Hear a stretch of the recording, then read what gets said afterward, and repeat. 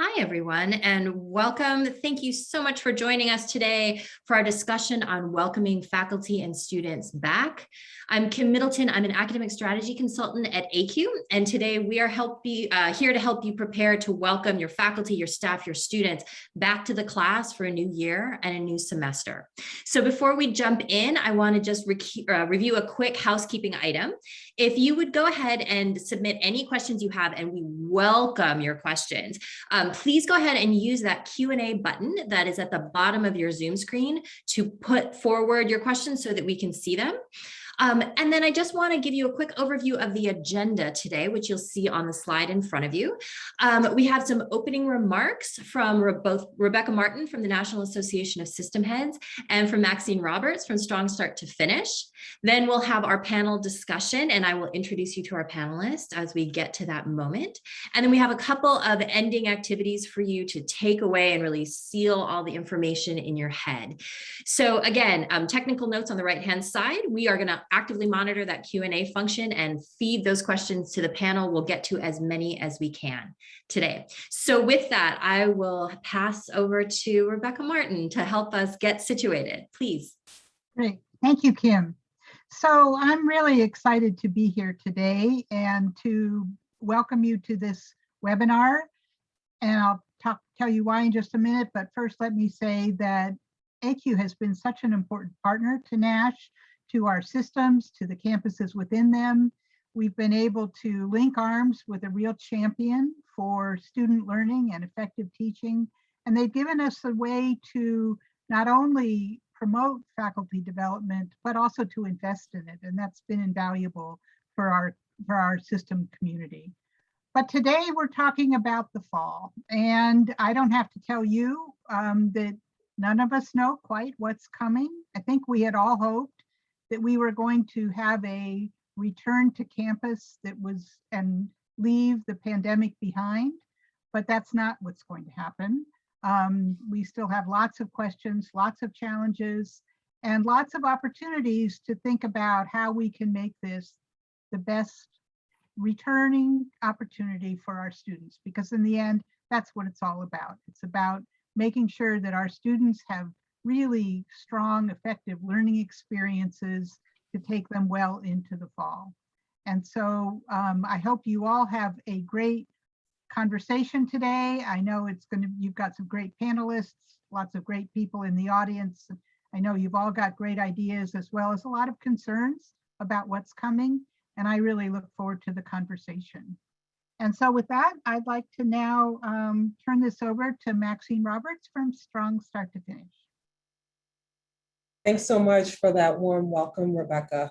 My name is Maxine Roberts, and I'm the director of Strong Start to Finish. And I'd like to thank ACUE for asking me or inviting me to join this conversation today, or join for the welcome today. You know, one of the things that I really appreciate about ACUE is that they have done work with Strong Start to Finish and really produced or really done work with the SOVA Solutions organization to produce a toolkit. And so that toolkit, you'll actually find it on the Strong Start to Finish website. And so I note that because as we are going back to school, knowing how to return to school and knowing how to do the work that's going to really support students, sometimes that's not always easy to figure out. So that's the great part about this toolkit is you actually get practical tools and tips and strategies and even a rubric to help you and your institution assess how are you doing the work that you're doing.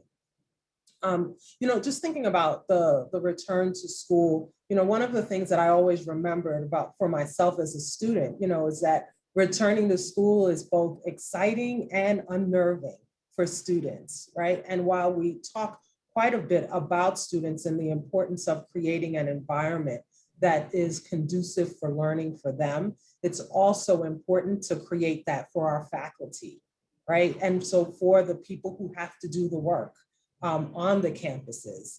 And as we think about faculty, I think it's also important that this session also addresses not only taking care of faculty, but also leaders, faculty leaders and administrators taking care of themselves, right? That's always, I think, if you're like me, I tend to take care of others and sometimes forget to take care of myself. So what I would just call on for a call to action for all who are participating in today's webinar is definitely take care of students, take care of faculty, and take care of yourself. Because when we are able to focus on those different areas, then we really can have a strong lead-in to the semester and one in which we can support each other to be successful and in turn, ultimately support student success. So thank you. And Kim, I'll turn it back over to you. Maxine and Rebecca, thank you both for really helping us kind of get centered, right, with the work that's coming and giving us some language about how to think about it, right? How to think about the work we do with students, the faculty, the administrators, and Maxine, you're right? How to make sure that we are ourselves supported so we can do the work that Rebecca really pointed us to, right? How do we make sure we're serving students? So thank you both for framing out this discussion for us. What I think we'll go ahead and do is actually now welcome our panelists, and I can introduce you to them as we go forward. So we are so pleased and honored today to introduce you to this panel of rock stars, as we've been calling them on, at ACUE headquarters. So first we have Shonda Gibson, who is our Associate Vice Chancellor for Academic Affairs for the Texas A&M University System. We are joined by Natasha LaRose, who's the Program Coordinator for the American Indian Higher Education Consortium, or AHEC. And we also have Kelly Lester, who's the Director of the Center for Faculty Development at the University of Southern Mississippi. And lucky me, I get to facilitate this conversation with these folks. My name is Kim Middleton. I'm an academic strategy consultant here at ACUE. So please welcome them. What I'm going to do is go ahead and sort of open us up with a question that really comes out of some of the thinking that that Rebecca and Maxine started us with. So most important, right? I think we need to kind of name this elephant in the room. I know I'm hearing a lot of sort of trepidation and fatigue from faculty, exactly like Rebecca said. We were all hoping we were going to come back and it was going to be a different situation. And here we are, right? Lots of different moving parts.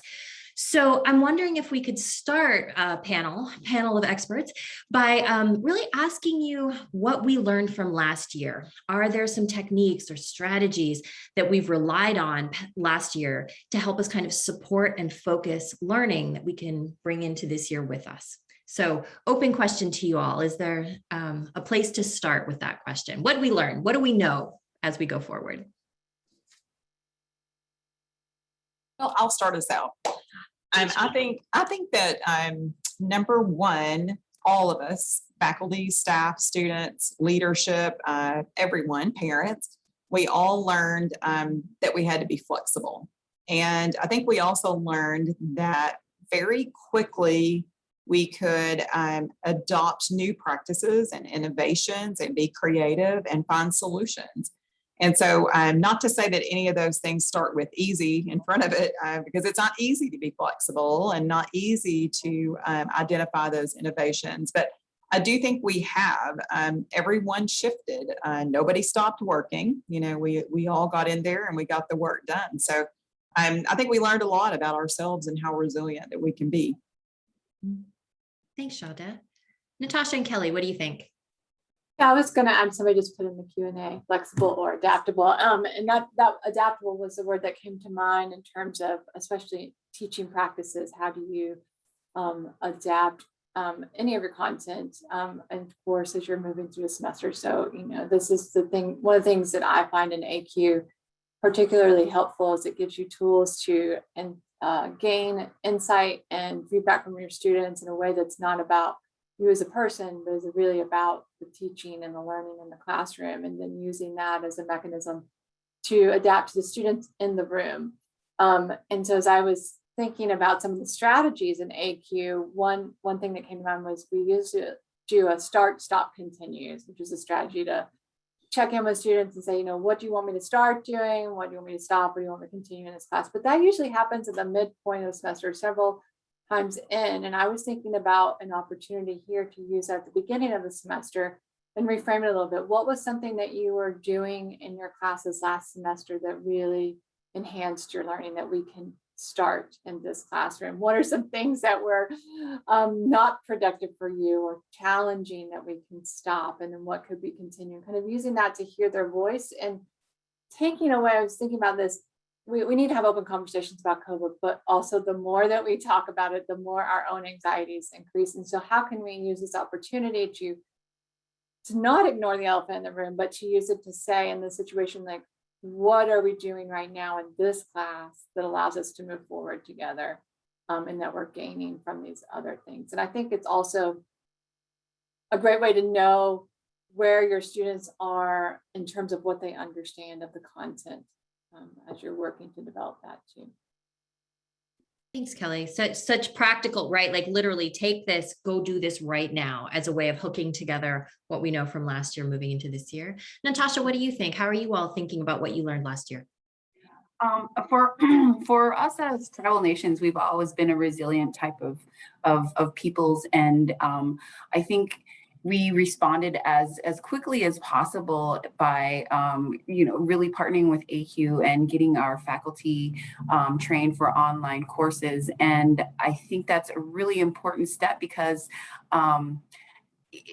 we've been faced with a whole lot of interesting dynamics with the pandemic hitting us, and a lot of tribal colleges are in rural areas, and so I think we're starting to understand where our downfalls are and where we need to focus our efforts on, as far as making sure that we have the proper infrastructure and the proper kind of like even fiber optics, just making sure that we have internet access. And so making sure that all of our students kind of cross the board, that finish line strong, and making sure that response is kind of a synergistic effort, making sure that we share those techniques that work with different facilities, and making sure we share them, and that way that experience can kind of be infiltrated throughout the whole TCU family, if you will.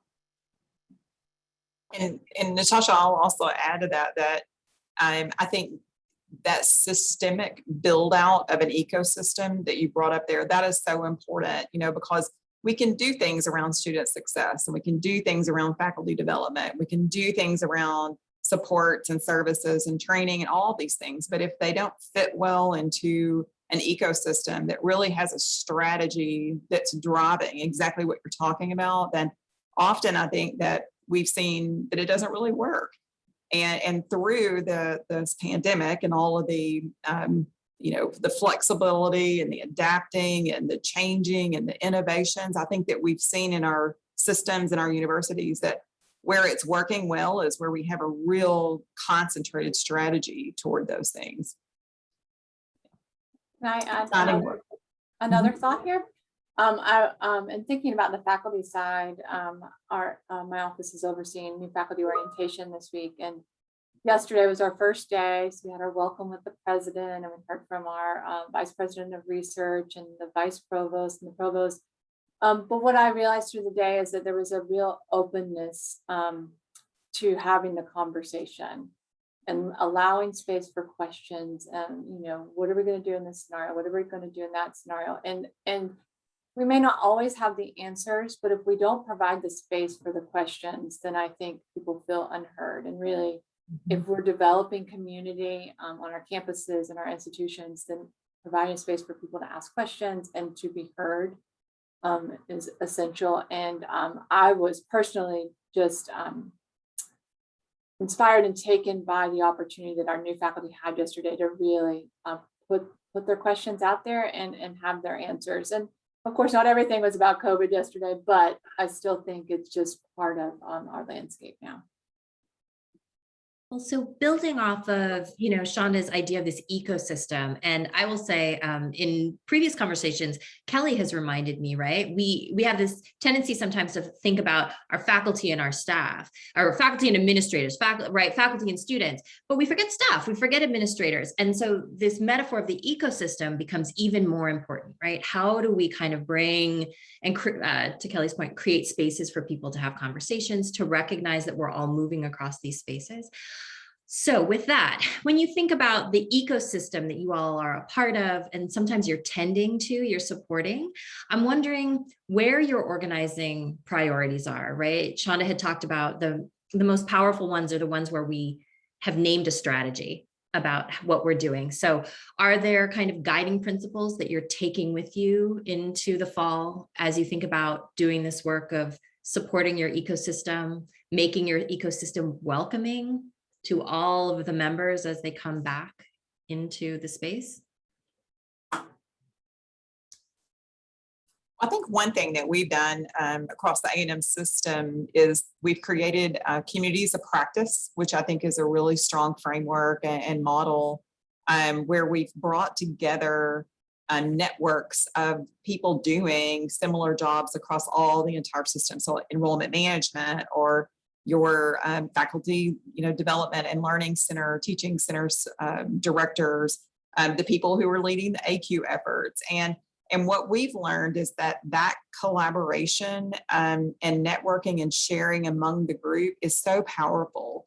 And that's where we're really seeing a collective impact and a shift in student success, where, we can all come together and really work together collectively.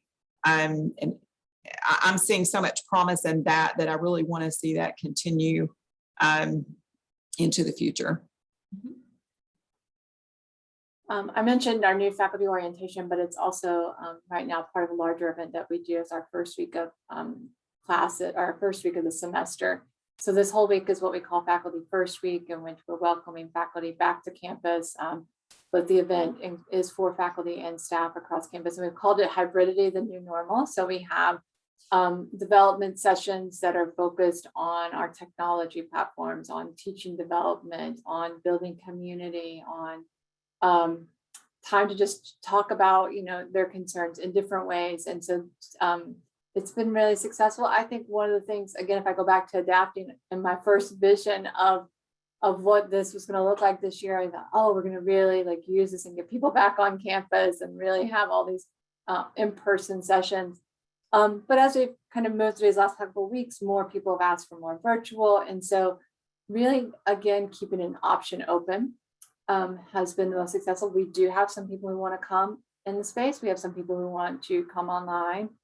And then as I thought about it further too, and what that meant, hybridity, the new normal, it's also that we don't need to live fully in virtual or fully in person, but maybe as we're navigating this kind of space in between where we still have these peaks of cases, making smart decisions about this is a large enough group that we should do this virtually. And this is a small enough group where I think it would be more productive if we met in a large room and spaced out.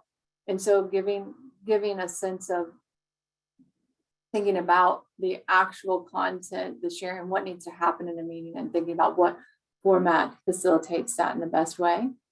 And not to stay on my soapbox, but to also say how that applies to teaching. It's the same thing as if we're going to have any in-person meetings, like what are we prioritizing in that time we are in person with our students versus what we can offer in the online environment that may not need an actual face-to-face connection. So I hope we just now have more tools and we think through what the best mechanism is for each individual activity. Yeah, Kelly, I was in a meeting recently and someone used an example of telemedicine, and they said, if you think about, the fact that we were able to shift in that, the healthcare, area, and we were able to real quickly, shift over to deliver a service and take care of people. And what did we learn from that? Well, we learned that maybe it's a really bad idea to put a whole bunch of sick people in a waiting room, right? Maybe it's a better idea to be innovative and to be flexible and to adapt to the current situation and provide a better service. And I think in higher education, we're able to do the same thing, and think about, where have we created essentially sick waiting rooms of students and even faculty, and where do we put up challenges and barriers? And I think really taking time and stopping and asking yourself, what's not working? And let's not do that again, or what really did work well. And we see, what I've been calling, durable innovations. What are those things that you've seen that really are effective and working well? And how do we polish those up and grow them and move them into the future? But I do think it's like, even conversations like we're having today, we have to take time and stop and reflect and give ourselves that grace, of having a moment to really think and digest what can we do in the future, and that will then make this all better.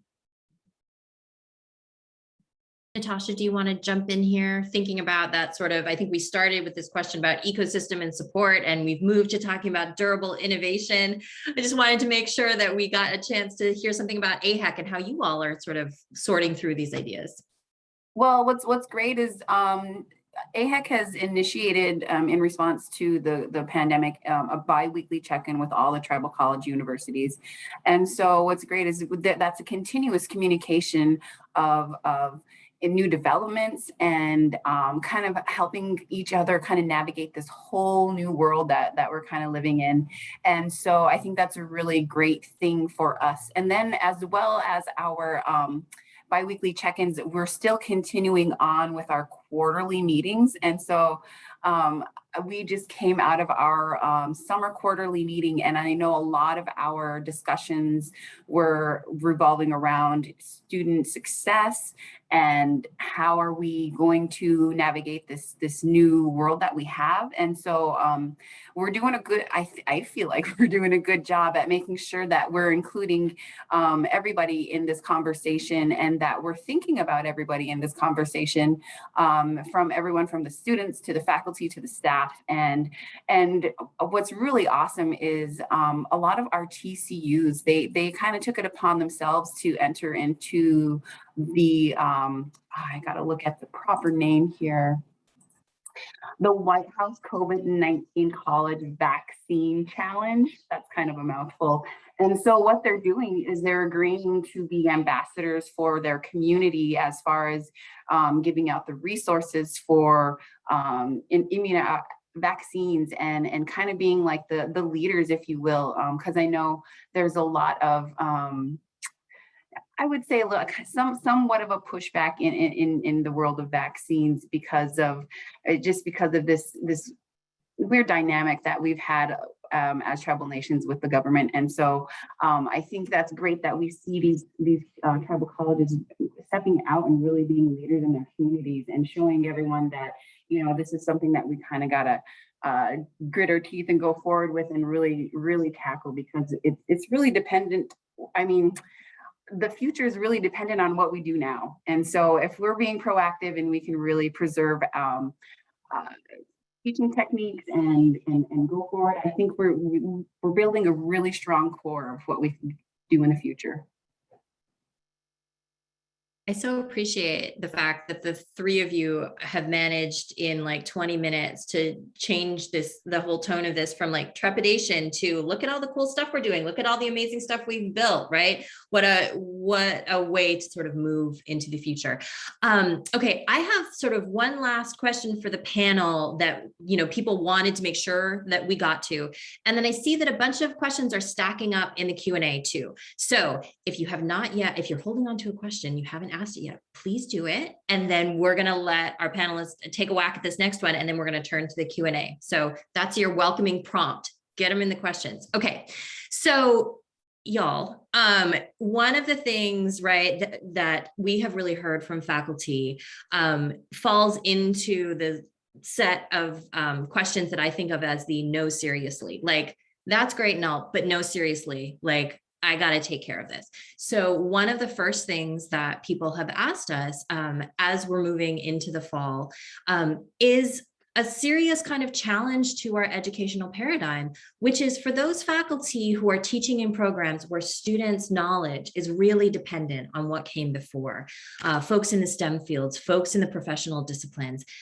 Do we have some advice, some help for them in terms of thinking about, no, seriously, what do I do when I don't know if I can depend as much on what students bring into the classroom with them? What do I do when I know I have to get them prepared to do a certain task going forward? Thoughts, advice? Start on this one. I mean, I thought of a couple of strategies because that's kind of where my brain goes first. And one is that I think building in resources for students and maybe kind of framing as prerequisites almost of like, you can't, when you move through ACUE, like you can't move to other things until you complete this. So maybe it's things that are more review for some people, but other people it's catching them up. Or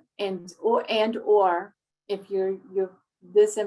that you're supplying in your modules and your course creation a place to go with questions and things you feel like lacking, or other places that you can guide the students to, like, if you need something else, here's where you go. And I was also thinking about some other strategies of, incorporating quizzes that you can take multiple times so that you really get to that place of demonstrating your knowledge to the instructor, perhaps, but also like really learning the material before you go into the next thing. So where do we provide those opportunities to repeat until we can gain it? Again, that's an option to take a quiz multiple times means that the person who's already gained a certain content area can take that and move on, and then another person needs to keep taking it until it really sinks in and moves into the next phase. And I also think sincerely checking in and seeing what the scope is of your students. Again, I constantly say this: teach the students in the room, because I truly believe you don't want to come in with just my same lesson plan that I always done and like, oh, I've got these guiding questions and we'll go. Who are these students? What are they bringing? What do they need from me? How do I take this and progress them forward? So I think that has to guide us, and that may mean that you end up changing your course calendar a little bit. But it is our responsibility to teach those students and not the ones that were there 2 years ago or the ones in the future. Yeah, and I'll stack onto that, to even, go wider than the individual student and in the individual course and look at your institution, because I think regionally, you've got some things that we really need to consider that are very different as far as levels of preparation for university studies, depending on where these students are coming from. And so it could be that, regionally, you're dealing with a different admissions and standard and process and evaluation than you've ever dealt with before. And as an institution, faculty, need to be a part of that process and understand, what's going on as far as the admissions process at your very campus. And then I think even, thinking about it bigger in your state, what is going on there that has altered we'll just say, the level of instruction that your students have had for their junior and senior year of high school looks very different, for those incoming freshmen than it did 5 years ago. And to Kelly's point, what are you doing to meet those students where they are today and assess where they are so that then you can move them forward where you want them to go, So I think it's a lot, and it is adding on to your job as a faculty member to where you were, a couple of years ago. But if we want to be effective teachers and we really want to be inclusive, and then I'm going to look back over to ACUE, because that's why we're here. You think about the ACUE inclusive teaching practices, and I think, those ought to be on our minds all the time, when we're thinking about the future of student success.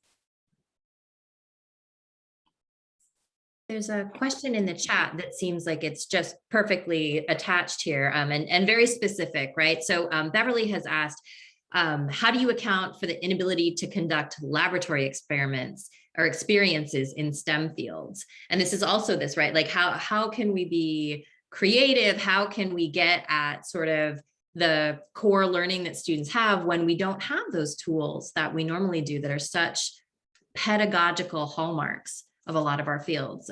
Thoughts about what your faculty have done or advice to Beverly's question? Well, I just got out of a pinning ceremony and recognition of faculty at a campus, about 65 of them who all were in STEM areas. Every single faculty who went through ACUE for an entire year during the pandemic. And what I heard were incredible stories of how they came together collectively and they came up with novel solutions on exactly what you're talking about, Kim. So how do we teach nursing? I'm a microbiologist. How do I teach this? I'm an engineer, and these faculty were able to embrace new tools and new technology to be able to create environments where students could get that information. But the number one thing that I got from being in that hour-long experience with them is that it came down to community. So you cannot do it alone. I don't think that as a single faculty member that you're going to be able to come up with all the solutions with everything else that you're trying to deal with. So use the tools and the technology and the tips and the people that are around you, to find solutions in these areas. That would be my advice. I can also speak to this. My discipline background is dance, and I had to teach a lot of studio classes. I taught group dance composition last semester, and I'm teaching choreography in the upcoming semester. And one thing that I talk about as an artist is that within boundaries, we ignite our creativity. So the more that we kind of say, you've got to dance in this 10-foot square, and you've got to do and incorporate the music in this way, and make sure you've done inventive movement, whatever my boundaries might be. Once I create those, their creativity can flourish. My students can, and the same thing is true for a faculty member and pushing outside of the box. So for instance, I can give that same assignment. I had 10 students, I give the same assignment, and not one of those assignments, the final product is going to look the same. So when we establish those boundaries, it really ignites our curiosity in this other way to say, what can we do? And I think that is a lot of what happened. Now, at the same point, it is exhausting, it is fatiguing. And so another thing to think about is, as I was working on my student learning outcomes, like, what's the most important priority right here? Sometimes I end up putting all these things in, and are all these words necessary? Am I actually capturing the goal of this class with this? And so, yes, we have foundational principles that we need to go over. Yes, we have steps that we need to do before we do the next one, but maybe it's about backward design. What's the final product? How do you move backward from there? Scaffold it.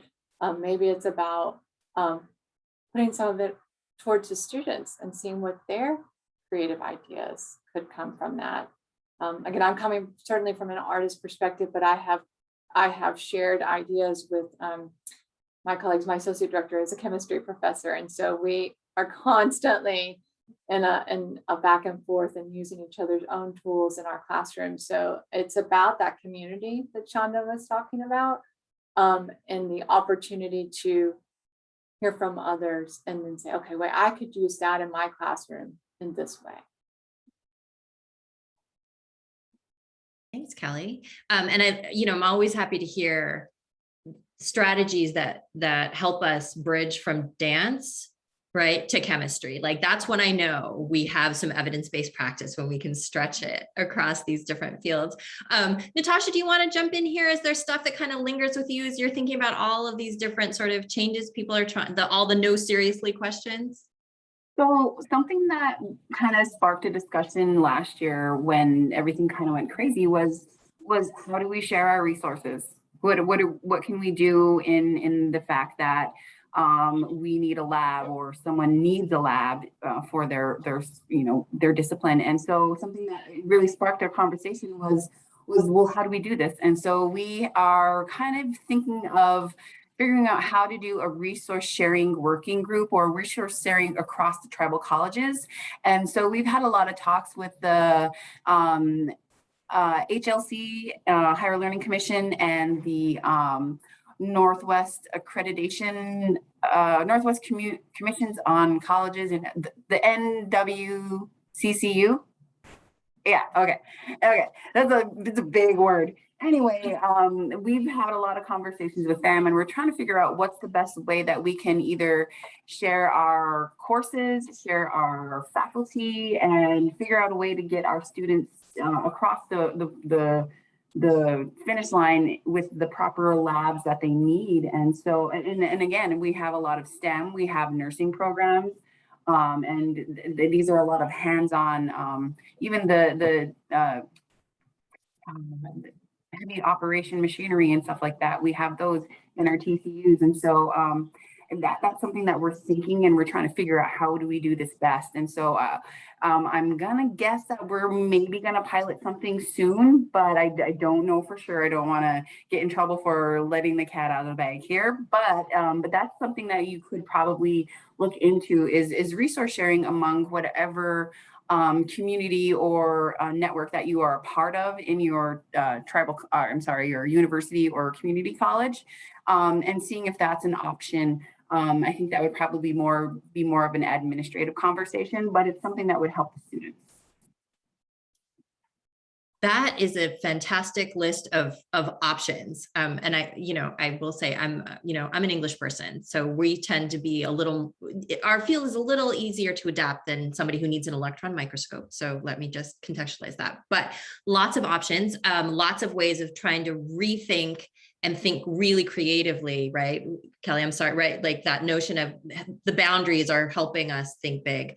Okay, I'm going to turn to this really fabulous list of questions. I see that some of you have been in there, some specific shout outs already to people like, yes, that answer resonates. So you all know you're on the right track. But I thought there's so many that are good here, and we will try to get to as many as we can. It seemed to me like Joseph has this lovely question, and it directs us, really thinking about students in the way that all of you are so good at, and he's asking, there's a good chance that live sections being taught now will be forced back into an online environment. Many of the students who are taking face-to-face or blended classes, insist on touch time, are really put off, right, by moving to a fully online environment. And here's, I think, the big question: how do we make and keep students on track and make them comfortable really in this, right, as they are navigating all of these different modalities? Do y'all have some thoughts about how we muster all of our student-centered strategies to help students make it through whatever form of teaching that they're going to encounter this year? I'll take a stab at a couple of things. First of all, I think that we can't do things the way we've always done things and expect that students are going to make it through it. I think that if it's a terrible online experience, they're gonna quit, and I think they should justified to quit, but if it is an online experience that is designed strategically to build engagement and support with a student, and we're very clear and transparent on why we're doing what we're doing, and that it will support you to get through this experience, you will learn, and if we're clear about it. And I think that's in higher ed where we suffer, is we're not transparent about why we have students doing the things that we have them doing. But I think if we do that, if we're real clear, we're real transparent, we're real strategic, and we build out a strong online course that can be engaging, the students will stay with it. But it takes us getting trained. It takes us, going through, using resources like ACUE offers so that we can build something out, not just simply try to take something that you did that was really effective face-to-face and then just dump it online and let's hope it works. So taking time to ask, why am I doing this? Is it working? And am I being transparent with students about it? I think those are some really important considerations. And Kelly does this every day, so she's probably got other good tips. I know, I was just thinking through what to say here. It's a big question, Joseph.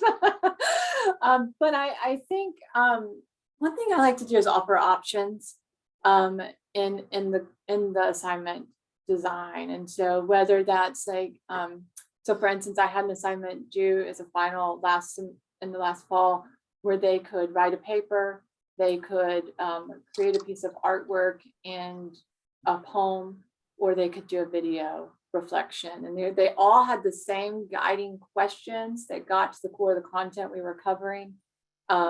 They had these different versions that they could do. And I was just real clear about the ways that they could do that. And so something like that, again, it takes more time, but it also will build their resilience and get them, I think when we give students some places to make choices, then they can see like, this is what serves me best. This is what I can fit into my hectic schedule right now. This is what I can do for to get to the end goal for this class. And then over here, I can do this. And it helps them prioritize a little bit. And so for me, there's a lot of side benefits to choice making. So that's one thing I would offer. I think, I'm in the same place thinking like, oh, what am I going to do if we go back online and I can't produce dances when I've really had this heartfelt promise to students that they can make their dances and perform them. But we'll find a way, is what I trust, that we'll find a way to make something happen. And it might mean they're going to take a pause somewhere along the line and then come back and re-strategize. But involving them in that process will also really be important. If we have to make a pause and say, okay, you cannot have rehearsals for 2 weeks. Let's come back. Okay, now we've got a concert coming in a week. What are we going to do as a group to really help everybody get to this end place? Thing that we've been talking a lot about is instructional continuity. And I think that's what's guiding all of my thinking in classes. What is it I'm going to do? And I won't know until the situation comes up and I have to figure it out in that moment. But what is it I'm going to do to ensure that my students get to the end of this class, that they can finish, that they don't leave feeling unsuccessful? Thanks, Kelly.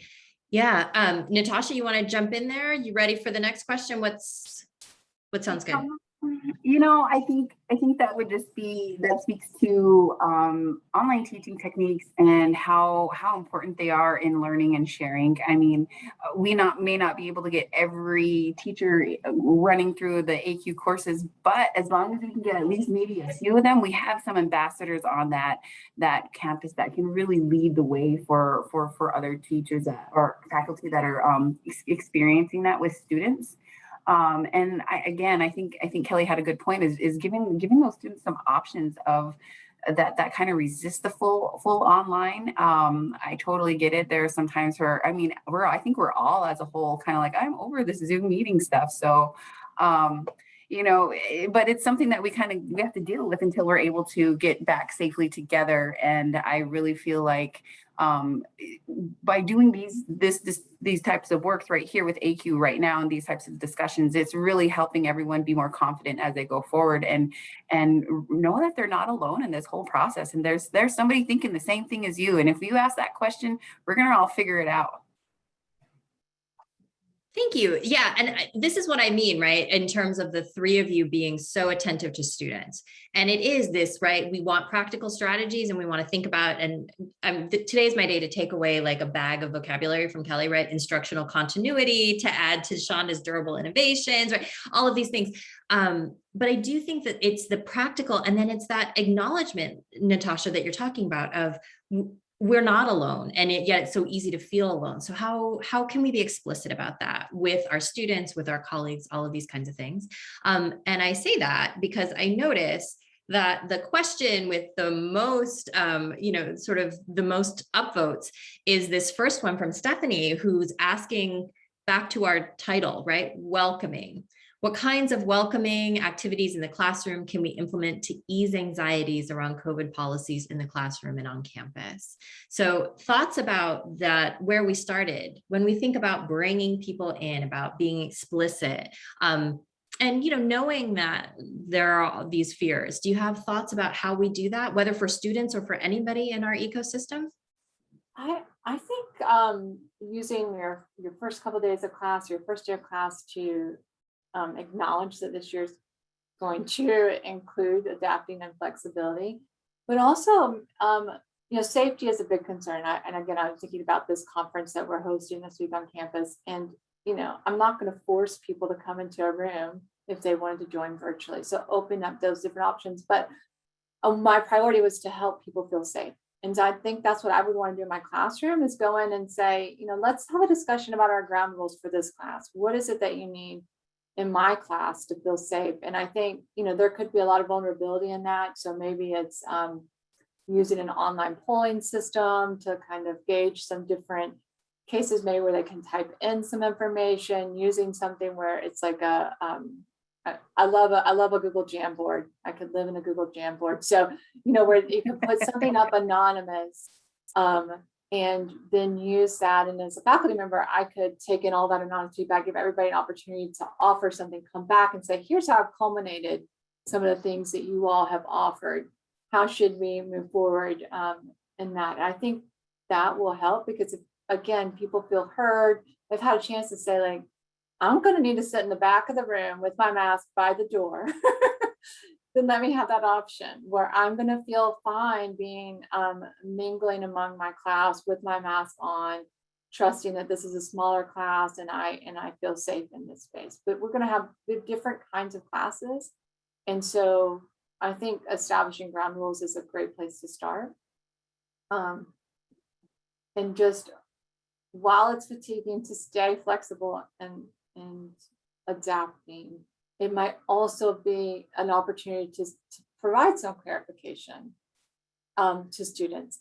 If you test positive, here's what you should do. If this happens, please don't hide it from me. Please do this. It's our responsibility. I shared this recently with you all, that I tried to focus in my class about, we're doing this as a team. And so as a team effort, here's what we're going to do for one another. And I think that that's true in many of our classes. So those are some thoughts that come to mind. And I'll tie together, I just quickly looked through the questions, and I'll tie together a couple of questions that are in here about welcoming and support, not just with your students, but, department heads and across your entire campus, and, regionally. I see all kinds of questions around those kind of things too. And what I'll say is, I'll go back to that community. Don't try to do this alone. That's the main thing that I've really been, sharing a lot in the last few months, is our resilience bank accounts are going to run short if you try to do this all on your own self. So you've got to find other people in your content area and share, like Kelly's talking about. I'm a dance teacher. What else, can I do to build a welcoming environment in that specific content area? And that may look different for, healthcare, or, like Natasha said, if you're getting into more applied skills, or, it doesn't, any content area. I think you have your peer group that you've always relied on as far as research and your service to the community. So go to those groups and pose these questions, about my fellow English professors. What is it that you're doing that builds a welcoming environment? What kind of, assessment, techniques are you using to know where your students are so that you can meet them where they are? And then I think really connecting with your campus and knowing exactly what Kelly just said, know what resources are available to you as a faculty member and what resources are available to your students, so that everyone can go and get the supports that they need to get through this. But I think if we don't know, and I'll throw this out as an example. Recently, we hosted a mental health and wellness convening for faculty, staff, students, and leadership. And the faculty were the ones that felt the least supported. and they had no idea where to go get supports as far as for my own mental health, for me to share resources with students, for, what is the expectation for me if I'm sick or I have a family member sick. And so what we learned really quickly was that there was a lot of miscommunication and not a transparent sharing of that knowledge about where are these resources.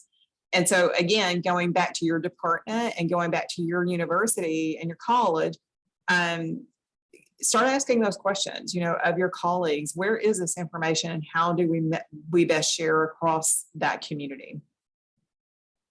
And I'm seeing lots of this, information coming up about how do we support faculty. We got to provide them space to talk. We got to provide them space to be heard. And even so, yes, of course, going to your peer group is important. But I also think that cross-disciplinary interaction is really valuable. Again, to hear, what are you doing? What are you all doing for your program? I get asked a lot, what are you doing in dance? I saw there's a question about, are we doing partnering? At this point, I had high hopes we were going to do partnering. At this point, I'm going to delay it a little bit, but I have at least moved them out of those 10 by 10 squares and they can move through the space, which is a big reward for me. So I think one of the things that, just to piggyback off what John was saying, we in my schedule put something in there called Take Care Tuesday. Again, it's kind of that balance of like, I'm going to add something into the schedule, which becomes another to-do thing. However, I'm focusing it on wellness. So whether that's going to be, I am a yoga instructor and do a lot of somatic practices, whether I'm guiding something in that way, whether we have someone else coming in and just guiding self-reflection, it doesn't have to be movement, but something where it is time to take off your teacher hat and come in and be whatever hat and come in and be your human self and take those moments to have that rejuvenation.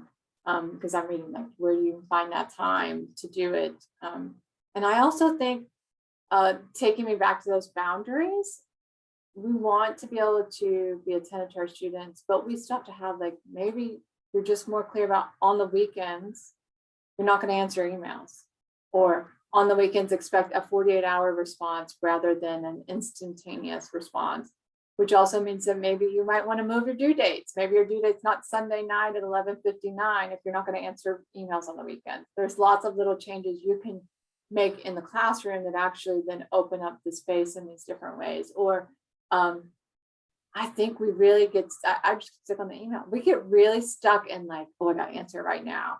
And sometimes I see someone, I'm like, you know what? I actually have until tomorrow, because that's kind of my own personal practice through the week, is 24 hours. So I don't need to get to that one right now. So thinking through our own boundaries, or is it going back to the student resources? I'm not your therapist. I'm not your mother. I'm not your partner. Not your nurse.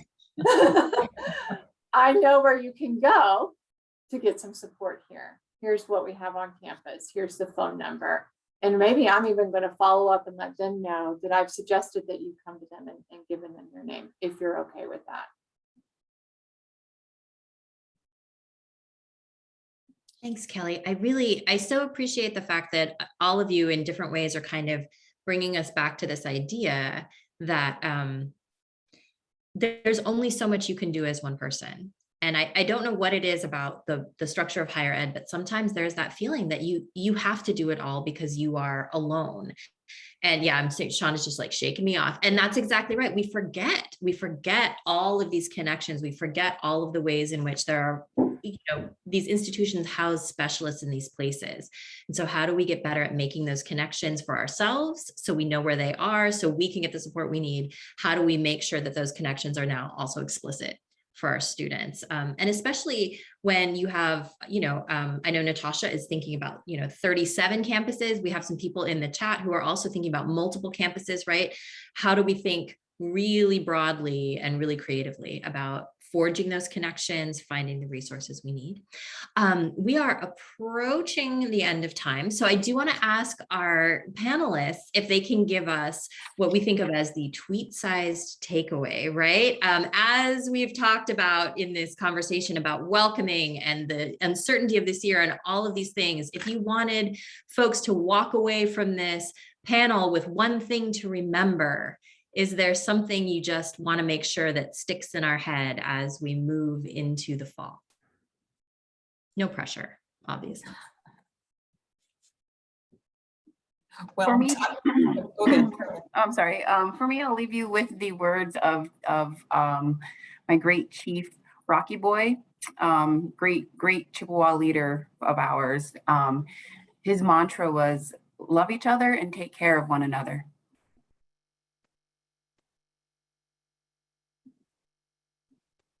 I can piggyback on that. I actually wrote down, thank you, Natasha. That was well said. I wrote down care, show care, check in with people, and listen.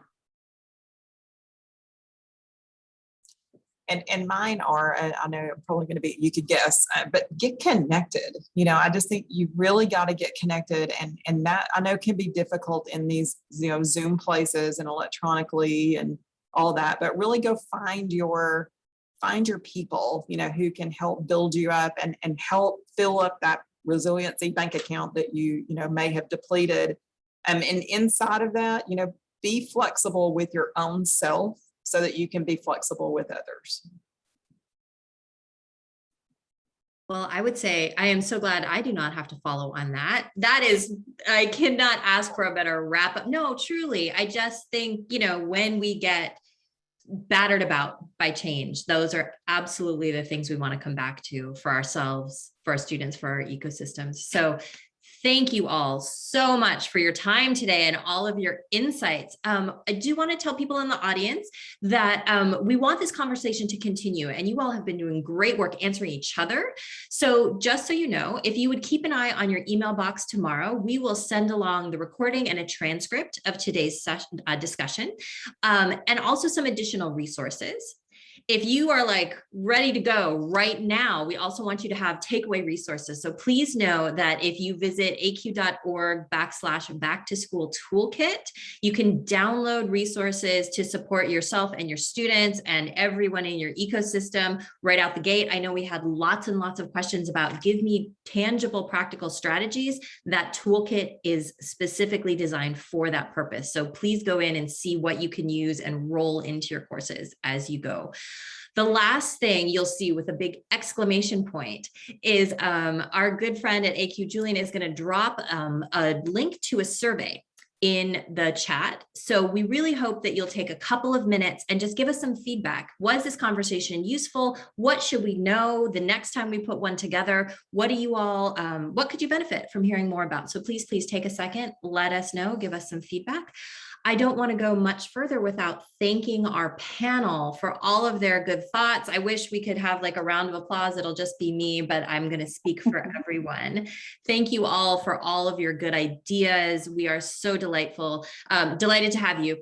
And then everybody do know that the next one of our next webinar in our series is coming up next week, Tuesday, October 24th. This is where I am, Tuesday, August 24th.